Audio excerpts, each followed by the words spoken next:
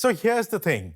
The US was set to attack Iran today, Tuesday, but didn't because Gulf nations asked Donald Trump not to. I was asked by Saudi Arabia, Qatar, UAE, and some others if we could put it off for 2 or 3 days, a short period of time, because they think that they are getting very close to making a deal. And if we can do that where there's no nuclear weapon going into the hands of Iran, I think, and if they're satisfied, we will be probably satisfied also. So a deal that works for everyone, how nice that would be. Is that even possible? Tell us what you think in the comments. But first, let's listen to the language coming out of Tehran. We approach every diplomatic process with deep distrust and serious skepticism in order to safeguard the national interests of Iran. Iran is aware that given the United States' track record of undermining negotiations, it may repeat the same actions at any moment. And as if to back this up, the head of Iran's armed forces said on Tuesday that Tehran would respond, quote, quickly, decisively, powerfully, and extensively to any renewed aggression. So where does that leave negotiations and this entire process? Let's bring in Dr. H.A. Hellier. He's a geopolitics expert who looks at the Middle East at the Royal United Services Institute for Defense and Security Studies think tank. Welcome, Dr. Hellier. Thanks for making the time. I want to talk to you more about the Gulf states, but I'll do that in a moment. But first, I want to talk to you about deals, because fresh reporting is coming in that Iran's Deputy Foreign Minister, Qasem Gharibabadi, has outlined Iran's most recent proposal to the United States. It calls for lifting of sanctions on Iran, release of frozen funds, ending the war on all fronts, including Lebanon, exit of US forces from areas around Iran, and reparation for war damages. Is this something you think the US is likely to respond positively to? Thank you very much for having me. I think that the problem with this negotiation is simply that the two sides first have positions that are very distant from each other, but also both sides view themselves as being in, quote unquote, a winning position. So they're not likely to concede because they think that actually they're on the ascendancy. And this definitely applies to the Iranians. It also applies to the United States. Which is why they're making these maximalist kind of demands. Tehran also wants the United States to recognize Iranian sovereignty over the Strait of Hormuz, which of course it doesn't have. And that's not really an American thing to give away in the first place, because sovereignty over the Strait of Hormuz belongs to more than one country in the Gulf. So I think that there's a huge gap between the two countries' negotiation stances and demands, and it's very difficult to see how they're going to find some sort of compromise while the two of them still think that they're both winning. I mean, I think you might be onto something, because Reuters is reporting, and again, this is from a few hours back, quoting an unnamed Pakistani source, and remember Pakistan being the mediator here, of course. And this source was quoted as saying, I quote, both sides keep changing their goalposts. I mean, if that is the situation, what chances are there, do you think, that we will eventually end up with some sort of a deal? They're slim. I think that there's a lot of willingness to get to a deal. I mean, that's the positive thing that we ought to be focusing on as well. Neither side wants to go back to war because they don't gain anything out of it. Arguably, they lose out of it. But neither side views themselves as needing to compromise more than the other side at all. Okay. When it comes to the Iranians, they feel that they survived, that survival is in itself a massive victory. When it comes to the United States, they feel as though they are the superpower, they are the hegemon that dramatically reduce the impact or the effectiveness of Iranian arms and military capacity. This is also true. Hence, they don't need to be the ones that need to compromise. It needs to be the Iranians. You know, let's bring up a post from Donald Trump. He posted this on Truth Social on Monday night. Let's see if we can bring this up here. That's the post, and I'm going to try and scroll to the right point there, but there was Donald Trump saying that, okay, I cannot find this, talking about, see, there you go. I'm going to try and highlight this. He was talking about there being serious negotiations now taking place with Iran, and that also that any deal would include no nuclear weapons for Iran. I wonder if you can comment on that, Dr. Hellier. No nuclear weapons for Iran. How is Iran likely to respond to that? And is that a red line for Iran in these negotiations? So on the nuclear issue, there's actually more, I won't say flexibility, but there is a line that people could follow in order to satisfy at least the outward demand of the United States, and also satisfy Iranian red lines as well. Because remember, the Iranians have said that they don't want a nuclear weapon, that they insist on uranium enrichment capacity and capability. So full zero enrichment is an absolute red line, but that doesn't mean having enough enriched material in order to potentially create a nuclear weapon. So I think that there is a way, quite frankly, to sort of get a Venn diagram on that. The question is, I think, on this point in particular, about trust. The Americans want all of their uranium to be taken out, or most of it to be taken out. The Iranians don't believe that any of this is really being acted upon in good faith, for, I suppose, two reasons. One, when it comes to the region, there is a nuclear power. It's the Israelis, and the Israelis have had nuclear weapons for a long time. And the U.S. has never tried to curtail that in the slightest, and the Israelis don't even admit it publicly. Moreover, the Israelis have been the aggressor in a number of different conflicts over recent years, and decades, frankly. So there is that aspect of it. The second aspect is that I don't think that Tehran believes that there would be any type of guarantee that would stop the United States from attacking Iran again, because it's happened twice now that there have been negotiations, and then in the midst of negotiations, attacks have begun.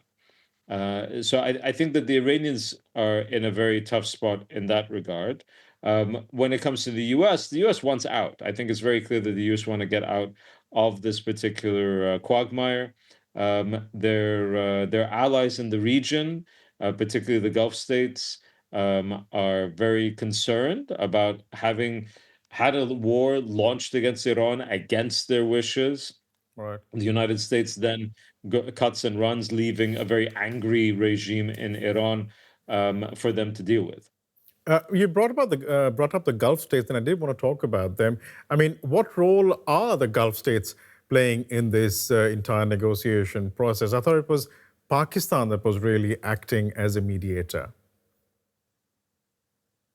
So the Pakistanis aren't acting just on their own, right? I mean, the Saudis in particular, I think, are very much involved within this sort of quartet of states that are pushing negotiations. The Egyptians are involved too, and as are the Turks. Of course, Pakistan is the main mediator in this regard.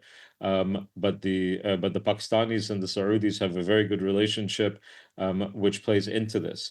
But when it comes to the broader Arab Gulf, there are different positions with regards to this. I think all of them were united at the beginning of this conflict, which was, don't start a war. They did not want the United States to begin a war with Iran. Okay. So in that regard, there was consensus. Um, Once the war began, I think that consensus broke up, uh, and devolved into, maybe two or three different camps within the Gulf. One camp wanting to try to find some sort of mediation path forward. Another camp wanting to strike back against the Iranians, in order to deter them from future attacks. And another camp that was kind of somewhere in between. And they moved around as well. The Saudis, for example, did strike against the Iranians, but Correct. quietly, and not publicly. and quite hard actually. But they now want to go for negotiations, and the negotiations are being taken seriously in that regard. The Emiratis struck back also quite forcefully. But Donald Trump made it clear yesterday that they lobbied against a new attack on Iran right now. So there's not unity and consensus on this particular point. I do think that there is consensus upon another one, which is the concern around Iran going forward, because I think that you had many in the Gulf trying to deal with Iran, trying to de-escalate, Yeah. trying to find some sort of modus vivendi prior to the war. I think all of that is over. I think that everybody now recognizes that within a few hours of the US-Israeli war on Iran, Iran Yeah. retaliated against every Gulf country, and they're not going to forget that. Let's bring in that post from Donald Trump again, because we like looking at these posts because they tell us so much about things. So, in that post, again, this is from Monday night, Donald Trump was saying that he was asked by the Emir of Qatar, Tamim bin Hamad Al Thani, the Crown Prince of Saudi Arabia, Mohammed bin Salman Al Saud, and the President of the UAE, Mohammed bin Zayed Al Nahyan, to hold off on this planned military attack. These people have been named in this post, Dr. Hellier. What does that tell us about who out of these individuals is really in the lead here when it comes to negotiations? Who out of these three is more powerful? I don't think he named them in that regard. I think that he named the three of them because these are three of the closest allies to the United States. I don't think that he was mentioning them in terms of, priority of importance when it comes to the negotiations. I think that he's mentioning these are our three strongest Gulf Arab allies. Of course, they have allies elsewhere in the Gulf as well, the Bahrainis, the Oman. I mean, all of them have a security relationship with the United States. All of them would consider that relationship to be important to them. But I think that these are the three that are most important. And of course, when Donald Trump became president for the second time, he did go to the Gulf, and these were the three countries that he went to. And of course, he went to the Saudis first because Uh-huh. they are the most powerful country in the Arab Gulf. He went to the Qataris. He went to the Emiratis. He's got a very good relationship with the Emiratis, of course, on a number of different files. So I don't think it was about sort of saying, these are the most important in terms of negotiations. I Okay. think that he's saying these are my closest Gulf Arab allies, and they all told me don't do it. Okay, you were talking earlier about these camps that were forming in the Gulf states. And out of the three countries that we were talking about, Saudi, Qatar, and the Emiratis and the Saudis apparently launched these secret strikes against Iran. You were talking about that. So, do we interpret then that the Saudis and the Emiratis are on the same page here? The Qataris are in a different camp? And if so, what do these camps tell us? What are these camps? So no, I don't think they're on the same page about a number of things with regards to this war. First of all, there's a relationship between Abu Dhabi and Tel Aviv that does not exist between Riyadh and Tel Aviv, for example. The Israelis reported. Well, I think that this is being confirmed that the Israelis actually put down in the UAE from invited, of course, by the or allowed by the UAE government, missile defense systems to protect against Iranian strikes. I don't think you saw anything like that in Saudi Arabia. So the relationship with the Israelis, I think, differentiates them. I think that yes, you're right. They both did carry out strikes. By the way, I would be very surprised if we didn't see other news reports coming out over the coming weeks and coming months that indicate that other countries in the Gulf also carried out strikes after they were attacked. So I don't know of how much that will differentiate them, but also when it comes to the present situation, certainly the Saudis have been pushing more for mediation. The Emiratis, I think, are just more concerned about leaving the regime in Iran in a stronger position, or maybe not a stronger position, but a more wild position after this war is over.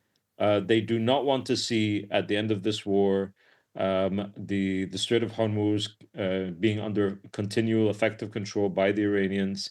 They do not want to see the Iranians feel emboldened in order to produce more missile capacity to attack Gulf Arab states. They're very concerned about all of that. At the same time, they don't want state collapse in Iran, which I think on the Israeli side, many would be perfectly happy to see if that's the cost for regime change. And even if it isn't the cost of regime change, if it just happens anyway, they'd be perfectly happy for that. The Emiratis are not particularly interested because of the resulting instability, Okay. not just in Iran, but regionally.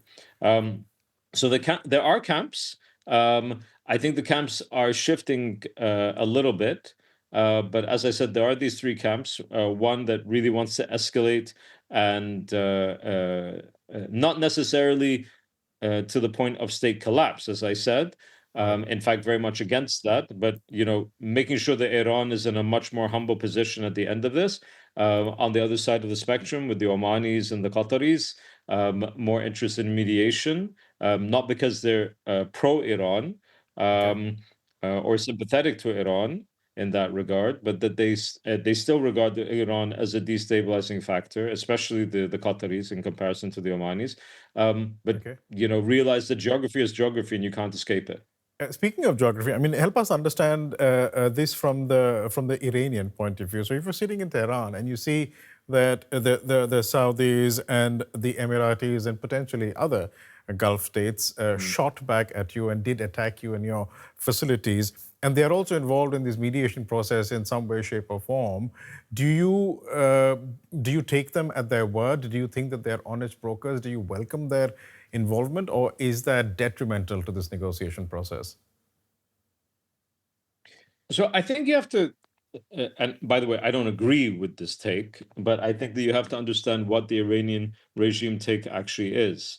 When they struck all of these Gulf Arab states in retaliation to the US Israeli strikes on Iran, they did so without claiming that all of these states, or indeed any of these states in particular, had been involved in the initial strikes from the United States and Israel.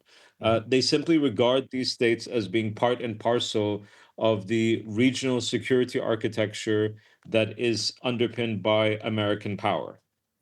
So they didn't say, oh, we received 100 strikes today from the United States and Israel, and we know that they came from this base in Saudi, or this base in the UAE, or this base in Bahrain, or this base in Qatar. None of that happened. Okay. They simply said, and they made this very clear beforehand: you attack us, your allies in the region, your security architecture in the region is going to be attacked, irrespective of whether or not it was involved in any war. Yeah. So when it comes to striking back, frankly, my suspicion would be that they would have regarded Saudi attacks, even to some extent Emirati attacks, with a certain degree of, I won't say understanding, but let's say respect, because it would mean that, oh, okay, so they're not just purely like sitting ducks, because these were actually Saudi pilots or Saudi planes and so on, as opposed to American or Israelis. Yeah. So I don't know if they would have taken it quite the way that you implied there. I also think that when it comes to negotiations, if they're going to be negotiating with the Gulf in any shape or form, there's not a single country in the Gulf that they didn't attack. Okay, so and there wouldn't be a single country in the Gulf that wouldn't have the right of reply or retaliation in that regard. So the most supportive of mediation, historically speaking, have been the Omanis and the Qataris. They attacked the Omanis and they attacked the Qataris. But they still know that these are the countries that would be key in mediation in the future. So, no, I don't think that the fact that they attacked is going to be a stumbling block in this regard. They're willing to negotiate with the Americans, and the Americans have attacked them multitudes, exponentially more times than any Gulf country. Okay. The only country that they're not willing to engage with, of course, are the Israelis, at least not openly in 2026.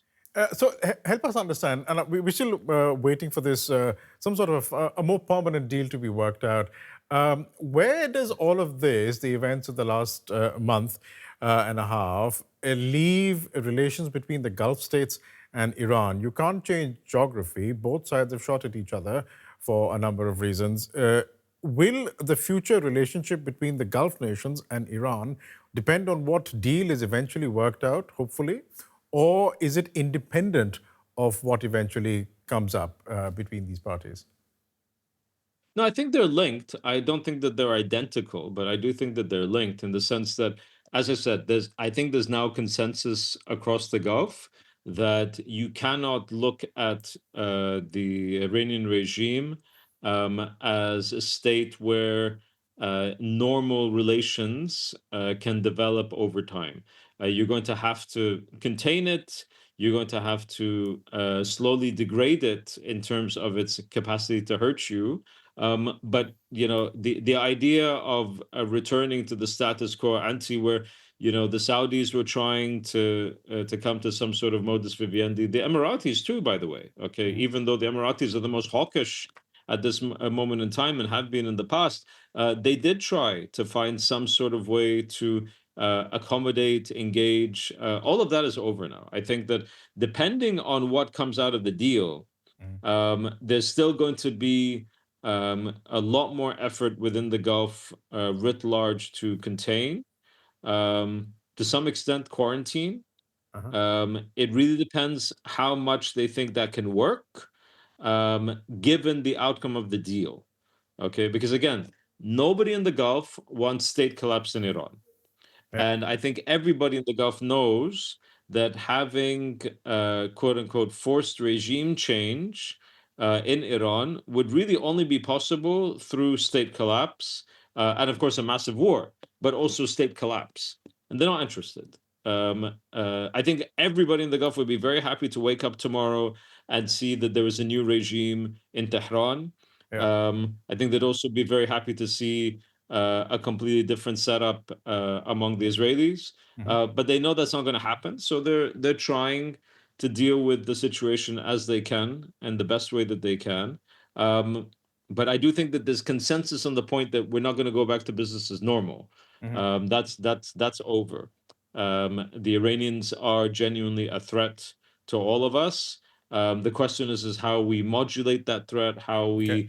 we try to contain it, and how we build our own capacity. I wrote this piece in Foreign Affairs a couple of weeks ago about how Gulf states are trying to find ways to improve their defense posture Right. without being a tool of American or Iranian designs on the Israeli and American designs in the region. And it's difficult because of history, of what capacity they do have, what skills they do have. But they're certainly thinking about that a lot now. We'll leave it there for the moment. Thanks so much for those comments, Dr. Helia, and thanks so much for twinning with me. Our jackets seem to be matching, at least in style. Maybe they'll match again when we talk again in the future. Thanks so much. Take care. My pleasure. So what happens next? Tell us what you think in the comments. And if you'd like to subscribe as well, it'll make a lot of people here very happy, including me. I'm Paresh Banerjee in Berlin. Thanks so much for watching. Goodbye.